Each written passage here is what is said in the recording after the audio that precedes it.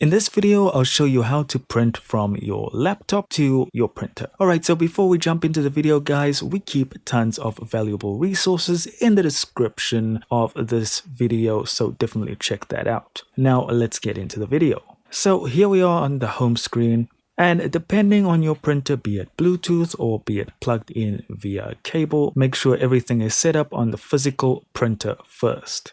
Then on the Windows side, we want to go to the Windows button and go to Settings.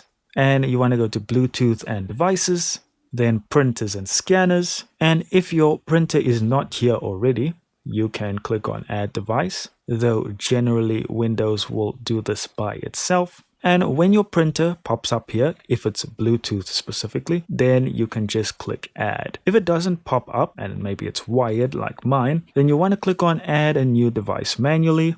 And you can say my printer is a little older, help me find it, and just hit next. And this actually didn't work for me, so what I ended up doing was just plugging my printer out and plugging it back in, and there it just popped up. Anywho, so now that our printer is there and set up, what we want to do is let's go to a random sheet, and generally you'll go to File, Print.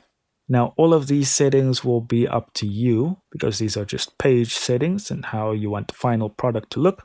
But your printer needs to look like this. It needs to say ready. It needs to have a check mark. You can check in the drop down if you've got multiple printers that you need to print to. And when you're done, choose your amount of copies and hit print. And that is all there is to it. Thank you so much for watching. Do consider liking and subscribing. It helps the channel grow. Don't forget to check out the resources that we keep in the description of this video. And I'll see you in the next one.